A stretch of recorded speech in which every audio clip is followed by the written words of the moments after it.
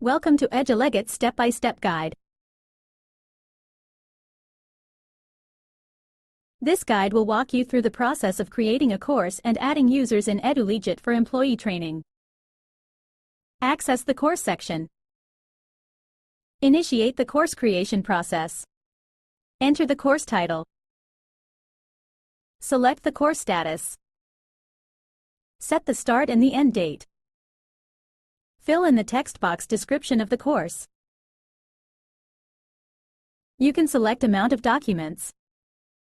Set the course task default settings such as plagiarism checks, AI checks, readability checks, and event recording options. Save the changes. To invite students, go to the specific course. Assign new users to the course. Save the changes. Thank you for watching. Stay connected with Edulegit.